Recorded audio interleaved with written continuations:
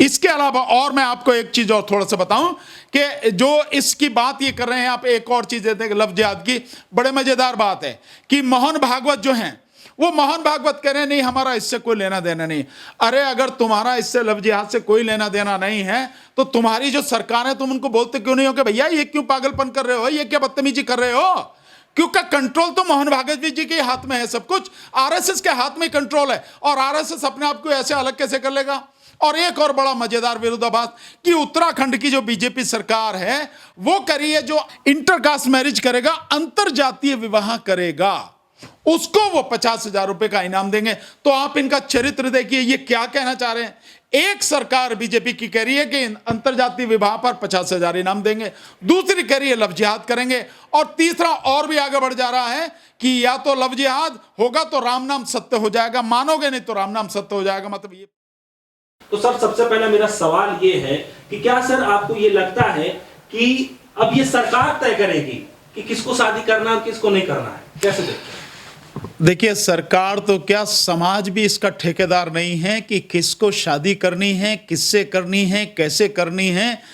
कोई भी उस व्यक्ति के सिवाय जिस व्यक्ति की शादी होनी है या जिन दोनों व्यक्तियों की शादी होनी है, लड़का हो या लड़की, अगर वो बालिग हैं, 18 साल से ऊपर उनकी उम्र है, तो कानून भी उनको यह हक देता है कि वो अपनी मर्जी से जिससे चाहें, जहां चाहें, जैसे चाहें शादी करें, उनको भी यह अधिकार देता है।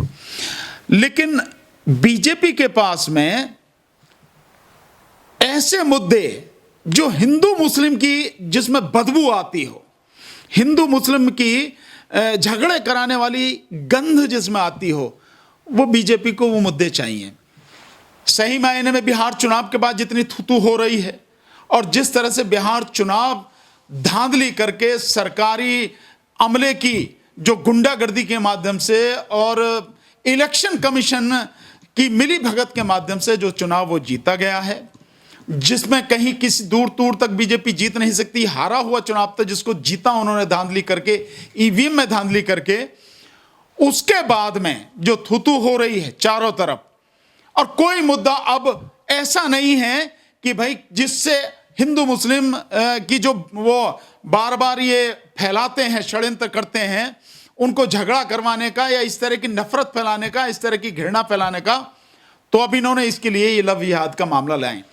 लव तक तो ठीक मैं समझता हूं, लेकिन जिहाद जोड़ने का मतलब, ये जो जोड़ा गया है शब्द, ये सिर्फ मुस्लिमों को टारगेट करके जोड़ा गया है।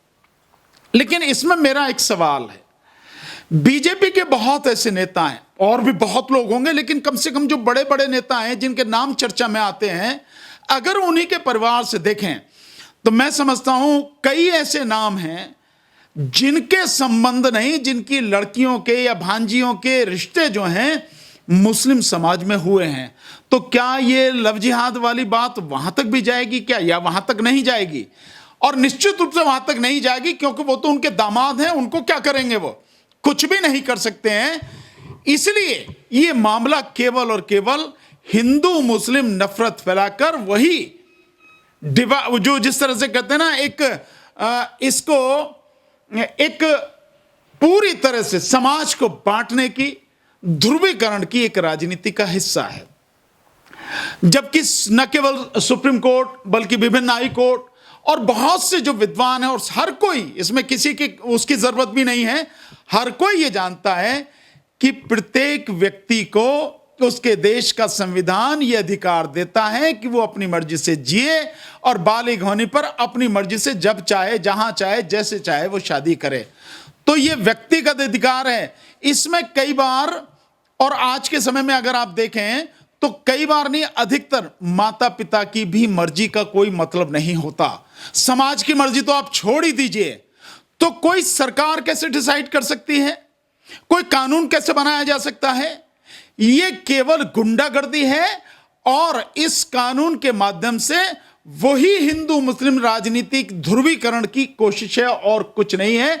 और जो असली मुद्दे देश के सामने मुंह बाए खड़े हैं, जिनका जवाब देना जरूरी है, जिनको हल करना जरूरी है, उन मुद्दों से ध्यान भटकाने की कोशिश है। और जिस तरह से अब ये दोबारा से कोरोना की बीमारी जिस तरह से लगातार अब फैलाने लगी है और ये बढ़ रही है और सरकार के पास इसका कोई जवाब नहीं है, ये उस सबसे ध्यान भटकाने की कोशिश है और कुछ नहीं है। तभी ये राज्यों में, उत्तर प्रदेश में है, मध्य प्रदेश में है, कर्नाटक में है, ये सारे कर रहे हैं। ये बड़ी अजीब सी स्थिति है और कुछ भी नहीं है। सर, अब देखा यह जा रहा है कि जब बीजेपी शासित प्रदेशों में ये सब चीजें लागू की जा रही हैं और बड़े लेवल पे ये मुद्दा को गरमाया जा रहा है कि लव जिहाद, लव जिहाद, लव जिहाद ऐसे करके, सर सवाल ये उठ रहा है कि एक तरफ लव जिहाद की बात कर रहे हैं, वहीं एक इन्हीं के बड़े तौर पे बड़े बड़े नेता हैं जिन्होंने गैर धर्म से मतलब शादी किया है इन्होंने, जिसमें से बड़े तौर पे देखा जा रहा है कि बीजेपी के मुख्तार अब्बास नकवी जी हैं, उसके बाद सैयद शाहनवाज हुसैन जी हैं जिनकी पत्नी हिंदू है। तो क्या मतलब इनके नजरों में क्या मतलब, अगर हिंदू मुस्लिम लड़की से अगर लड़का शादी कर ले तो वो लव जिहाद है, या फिर लड़की मुस्लिम होती है वो हिंदू शादी कर ले वो लव जिहाद है? नहीं, मैं समझता हूं जो परिभाषा ये बोल रहे हैं और उस परिभाषा में जो आपने नाम बताए हैं कि मुख्तार अंसार नकवी हैं और शाहनवाज खान है, और केवल यही नहीं है, शायद आडवाणी जी के परिवार से भी कोई है, और ये जो है सुब्रमण्यम स्वामी जो बीजेपी के हैं उनके जो भांजी है शायद वो भी मुस्लिम एक लड़के से शादी की हुई है, और मुरली मनोहर जोशी शायद उनके परिवार में भी है। तो केवल यही नहीं, इतने बड़े बड़े ये हैं सारे के सब कुछ। और अभी यहां पे यूपी में भी एक बीजेपी के बड़े नेता हैं जिन्होंने भी अपनी बेटी की शादी मुस्लिम लड़के से की है, और इनका कहना यही है कि लव जिहाद जो कर रहे हैं कि हिंदू लड़कियों को बहला फुसला के मुस्लिम समाज के मुस्लिम समाज के लड़के ले जाते हैं और फिर उनके साथ में बदतमीजी करते। यही है इनका कंसेप्ट, यही इनका कंसेप्ट। ये नहीं है कि मुस्लिम लड़की हो और लड़का जो है हिंदू हो, वो नहीं है कंसेप्ट इनका। जो है जिसके पीछे ये सारी चीजें वो यही है कि लड़की हिंदू और लड़की हिंदू और लड़का मुस्लिम तो लव जिहाद है। लेकिन इसी परिभाषा में ये जो नाम आपने सारे बताए हैं और मैंने भी जो बताए हैं, ये सारे नाम आते हैं, पर इनके साथ कुछ नहीं है। कहना सिर्फ ये है कि हम जो मन में आएगा करेंगे, जैसा हम जीना चाहेंगे जिएंगे, लेकिन जब हमें राजनीति करनी है तो क्योंकि हमारी मानसिकता में गंदगी भरी है, सड़ांध भरी है, तो हम उसी चीज को नीचे जाके हम ये कहेंगे कि ये लव जिहाद है, जबकि ये सारा का सारा व्यक्तिगत मसला है। अगर वो मुख्तार अब्बास नकवी के साथ में लड़की से हिंदू लड़की की शादी होती है, वहां पर्सनल मामला है, वहां व्यक्तिगत मामला है। और जो मुरली मनोहर जोशी या सुब्रमण्यम स्वामी के इनके परिवार में जो अगर वो पर्सनल मामला है, तो किसी और के उसमें वो पर्सनल मामला कैसे नहीं है? यही मैं बता रहा हूं कि इनका जो चरित्र है वो दोहरा ही नहीं, पता नहीं तिहरा चौहरा जिन कितने इनके चरित्र हैं, कहीं कुछ है कहीं कुछ है, कहते कुछ है करते कुछ है और होता कुछ है। ये जो इनका चाल चेहरा चरित्र है बीजेपी और आरएसएस के लोगों का, ये सब कुछ इस देश को बर्बाद करने के लिए है। अपने लिए जो मन में आए वो ठीक है, बाकी जनता को पागल बनाने के लिए सारी कुछ है। इनसे ये पूछना चाहिए, अगर तुम लव जिहाद की बात करो और ये तुम्हारी परिभाषा, तो क्या तलाक दोगे तुम? क्या तुम्हारी बेटी तलाक लेके, डिवोर्स लेके, क्योंकि मुस्लिम लड़के से शादी की है, अपना घर अलग करेगी क्या? लेगी तलाक क्या? तभी आप लव जिहाद की बात करेंगे ना। लेकिन ऐसा नहीं होगा, ऐसा नहीं करेंगे। वो सब कुछ बिल्कुल औरों के लिए है, आम जनता के लिए, उसी को मूर्ख बनाना और कुछ नहीं है। सर, एक सवाल ये भी उठ रहा है कि सर जो लव जिहाद को लेकर के जो कुछ लोगों के भीतर जो ये भूत जगा हुआ है लव जिहाद को लेकर के कि नहीं ये सब चीजें गलत हो रहा है, वो लोग सर वहां कहां चले जाते हैं, क्यों चुप हो जाते हैं जब आंकड़ा आता है कि प्रतिदिन ज्यादा से ज्यादा महिलाएं हैं जिनके साथ रेप हो जाता है, तो उस समय मतलब ये कहां चले जाते हैं? उनके लिए ये वाला भूत क्यों नहीं जगता उस समय पे? नहीं, देखिए, मैंने तो आपको पहले भी कहा, बार बार मैं ये बात कहता हूं कि इनके लिए लोगों की जिंदगी की कोई कीमत नहीं है। बेटी बचाओ बेटी पढ़ाओ का नारा देने वालों के लिए बेटी की, महिलाओं की इज्जत की, आबरू की, उनकी जिंदगी की, उनकी तरक्की की, उनकी सुरक्षा की कोई कीमत नहीं है। ये सिर्फ और सिर्फ अपनी राजनीति करते हैं। अन्यथा अगर इनको करना था, आप इनसे पूछिए कि लव जिहाद या जितने भी मुद्दे आप यहां करते हो, बकवास करते हो, जिन्हें उठाते हो आप, ये जरूरी है, या इस देश में आज की तारीख में जो कोरोना की महामारी चल रही है उस संकट से कैसे बहुत प्रभावी तरीके से सरकार निपटे और देश की जनता उससे कैसे बचे, क्योंकि 1,35,000 से ज्यादा लोगों की मौत इस कोरोना संकट में हो चुकी है और अब हम 92 लाख का आंकड़ा जो है हम पार कर रहे हैं। ये स्थिति आज की तारीख में है, यानी आप जाएंगे हफ्ते भर में ये करोड़ों पर पहुंच जाएगा कि 1 करोड़ इस देश में संक्रमित होंगे, जो इस तरह की स्थिति। दूसरा, हमारे यहां पर जो देश के लोगों को, बच्चों को जो एजुकेशन की जरूरत है, आप उस पर ध्यान दे रहे हैं क्या? नहीं दे रहे हैं आप। जो बेरोजगारी भयानक तरीके से फैली हुई है उसको दूर करने की आप कोई कोशिश कर रहे हैं? नहीं कर रहे हैं आप। आर्थिक व्यवस्था पूरी तरह से तबाह हो चुकी है, सरकार को उस पर ध्यान देना चाहिए, आप उस पर ध्यान दे रहे हैं? नहीं, आप उस पर ध्यान नहीं दे रहे हैं। सरकार को ध्यान देना चाहिए जो अपने वादे उसने किए थे लोगों को 2 करोड़ रोजगार एक साल में देने का, उस पर काम कर रहे हैं? नहीं कर रहे हैं आप। एमएसएमई सेक्टर और व्यापारिक जो क्षेत्र है पूरी तरह से बर्बाद हो चुका है, आप उस पर ध्यान दे रहे हैं? नहीं, आप उस पर ध्यान नहीं दे रहे। महिलाओं की सुरक्षा की तरफ आपका कोई ध्यान नहीं है। तो ये जो सारी चीजें जो असली मुद्दे हैं, आपका उन पे कोई ध्यान नहीं है। आपका ध्यान है केवल समाज के लोगों को कैसे हिंदू मुस्लिम में बांटा जाए। मेरा उन सब लोगों से कहना है जो भक्त भी हैं और जो अंधभक्त भी हैं, या इस समाज, इस देश के जो भी लोग हैं, क्या जरूरी है सरकार के लिए जिस पर सरकार को ध्यान देना चाहिए? क्या हम इस भूखमरी से, इस महामारी से, इस बेरोजगारी से निकलना हमारी प्राथमिकता नहीं होनी चाहिए? सरकार की प्राथमिकता नहीं होनी चाहिए? सरकार उस पर ध्यान नहीं दे रही है। क्या एजुकेशन सिस्टम सही होना चाहिए? उस पर सरकार को ध्यान देना चाहिए? नहीं दे रही है।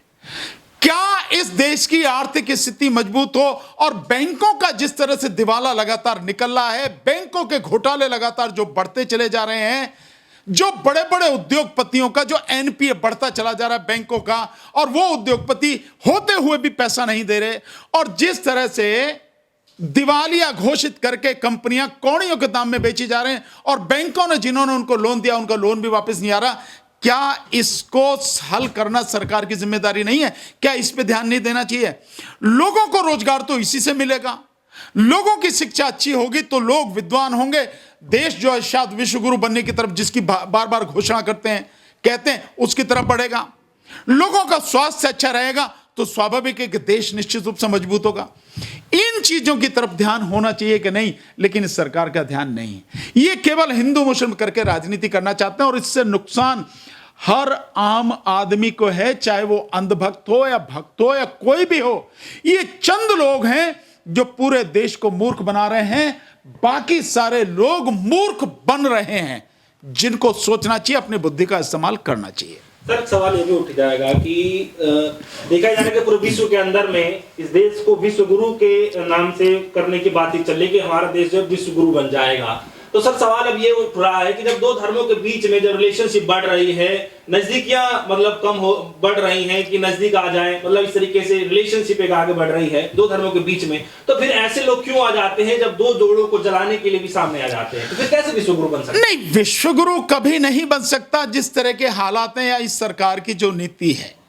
लेकिन ये सरकार बड़े बड़े जो है मतलब शब्द इस्तेमाल करके और पूरी जनता को मूर्ख बनाने की कोशिश करती है। विश्व गुरु हुआ, आत्मनिर्भर भारत हुआ, भ्रष्टाचार मुक्त भारत हुआ, काला धन यहां आएगा, ये बड़े बड़े शब्द हैं, हकीकत में कुछ नहीं है। विश्व गुरु अगर देश को बनना है तो सबसे पहले देश की जो शिक्षा है वो दुनिया में सबसे बढ़िया होनी चाहिए। हमारे यहां दुनिया में जो शिक्षा है सबसे नीचे, सबसे बुरी हालत में है। आज की तारीख में ये स्थिति है, और इस शिक्षा में जो बहुसंख्यक समाज है वो इस शिक्षा से वंचित है। तो विश्व गुरु कैसे बनेगा? यहां कितने ही प्रोफेसर नहीं है, कम से कम 10 लाख की तो जो स्कूली स्तर पर जिनको टीचर्स की बात कहते हैं, 10 लाख से ज्यादा तो वो टीचर्स नहीं है, जो है 60% वो पढ़ाने के काबिल नहीं है। फिर यूनिवर्सिटीज में प्रोफेसर्स नहीं है, कॉलेजेस में प्रोफेसर्स नहीं है, तो कैसे आप विश्व गुरु बनेंगे? दूसरा, आपके यहां इंटेलेक्चुअल प्रॉपर्टीज कैसे होंगी जब आप एजुकेशन ही आपकी नहीं है, बेड़ा गर्क एजुकेशन का हो रहा है, तो इंटेलेक्चुअल प्रॉपर्टी में कैसे आएगी? इस एजुकेशन से जो पैसा कमाते हैं जो दुनिया कमा रही है, दुनिया की जो बड़ी बड़ी टॉप यूनिवर्सिटीज हैं, जो वो पैसा कमा रही हैं अपनी रिसर्च करके, और उस रिसर्च के माध्यम से दुनिया में जो अपनी रिसर्च को जो बेच के उसके माध्यम से जो पैसे कमा रही है, देश में क्या रिसर्च बिल्कुल नीचे रसातल में गढ़ती चली जा रही है। तो विश्वगुरु बनने के लिए होना चाहिए। दूसरा, विश्वगुरु बनने के लिए सरकार की नीतियां बड़ी साफ सही होनी चाहिए, जनहित में होनी चाहिए, जन विरोधी नहीं होनी चाहिए। तीसरा, जो यहां का सिस्टम है, जो इकोनॉमिक सिस्टम है, वो प्रॉपर तरीके से होना चाहिए, सही होना चाहिए। लेकिन आर्थिक व्यवस्था यहां की पूरी तरह से चरमरा चुकी है और धराशायी हो चुकी है। और अब तो यह स्थिति हो गई है कि जो विश्व बैंक है, अब तक तो हम जो विकासशील देशों की डेवलपिंग कंट्रीज में थे और हम डेवलप्ड कंट्री की तरफ बढ़ना चाह रहे थे, लेकिन अब विश्व बैंक की जो रिपोर्ट आ रही है आने वाले समय में, विश्व बैंक जो कह रहा है अब हम विकासशील भी नहीं है, यानी डेवलपिंग भी नहीं है, उससे नीचे हम जा रहे हैं। यह विश्व बैंक की रिपोर्ट है। यानी हमारी अर्थव्यवस्था इतनी बुरी तरह से धराशायी हो चुकी है कि हम विकासशील देश भी नहीं रहे, उससे भी नीचे पहुंच गए हैं। और एशिया में अगर हम देखें तो एशिया में जो हैं जितने भी देश हैं, हम उनमें सबसे नीचे, बांग्लादेश से भी हम नीचे चले गए हैं। आर्थिक विकास की दर में बांग्लादेश सबसे ऊपर है और हम सबसे नीचे हैं। यह स्थिति है। हमारी जो आर्थिक विकास की दर है, अभी आप देखा -24 में चली गई, और अब जो आंकड़े आ रहे हैं -11 की तरफ को, वो बता रहे हैं कि -11 में रहेगा ये 3 महीने के जो आएंगे। तो ये सारी चीज होनी चाहिए, पर यहां तो है नहीं कहीं भी। तो ये जो सारी बातें कही जा रही हैं विश्वगुरु वाली, ये केवल एक नौटंकी है, एक ड्रामा है, लोगों की आंख में धूल झोंकना है। इसके अलावा विश्व गुरु बनने के लिए जितने भी धर्म, संप्रदाय, जाति आपके देश में रहती हैं, उनके बीच बंधुत्व की भावना हो, आपसी भाईचारा, मेल मिलाप इतना बढ़िया हो, और सरकार की कोशिश होनी चाहिए कि उस भाईचारे को बढ़ाए, ना कि तोड़े। और बीजेपी लगातार जाति के नाम पर, धर्म के नाम पर, संप्रदाय के नाम पर इस भाईचारे को तोड़ रही है। तो विश्वगुरु कैसे बनेगा? दुनिया की नजर में आज हम जहां आके खड़े हैं, हम निम्न से निम्नतर की तरफ लगातार चलते चले जा रहे हैं। कहां से विश्वगुरु बनेगा? ये सारी चीजें होती हैं, इनको देखना पड़ेगा, पर सरकार का इस पर कोई ध्यान नहीं है, तो इससे कहने की बातें रह गई। इसके अलावा और मैं आपको एक चीज और थोड़ा सा बताऊं कि जो इसकी बात ये कर रहे हैं आप, एक और चीज देते हैं लव जिहाद की, बड़े मजेदार बात है कि मोहन भागवत जो हैं, वो मोहन भागवत कह रहे हैं नहीं हमारा इससे कोई लेना देना नहीं। अरे अगर तुम्हारा इससे लव जिहाद से कोई लेना देना नहीं है, तो तुम्हारी जो सरकार है, तुम उनको बोलते क्यों नहीं हो कि भैया ये क्यों पागलपन कर रहे हो, ये क्या बदतमीजी कर रहे हो? क्योंकि कंट्रोल तो मोहन भागवत जी के हाथ में है, सब कुछ आरएसएस के हाथ में कंट्रोल है, और आरएसएस अपने आप को ऐसे अलग कैसे कर लेगा? और एक और बड़ा मजेदार विरोधाभास कि उत्तराखंड की जो बीजेपी सरकार है, वो करिए जो इंटरकास्ट मैरिज करेगा, अंतरजातीय विवाह करेगा, उसको वो 50,000 रुपए का इनाम देंगे। तो आप इनका चरित्र देखिए, ये क्या कहना चाह रहे हैं। एक सरकार बीजेपी की कह रही है कि अंतरजातीय विवाह पर 50,000 इनाम देंगे, दूसरी कह रही है लव जिहाद करेंगे, और तीसरा और भी आगे बढ़ जा रहा है कि या तो लव जिहाद होगा तो राम नाम सत्य हो जाएगा, मानोगे नहीं तो राम नाम सत्य हो जाएगा। मतलब ये पागलपन किस तरह की चीजें हो रही हैं। ये सब कुछ एक ही पार्टी के जुड़े हुए लोग, एक ही संस्था द्वारा कंट्रोल लोग कि कितनी तरह की बातें कह रहे हैं। तो ये केवल समाज को, लोगों को मूर्ख बना रहे हैं। लोगों को इन बातों में नहीं आना है। इस देश में संविधान के माध्यम से, कानून के माध्यम से व्यक्ति को उसके व्यक्तिगत अधिकार मिले हैं, उन अधिकारों की रक्षा होनी चाहिए हर सूरत में। वो आपके भी हैं, मेरे भी हैं, हर किसी के हैं।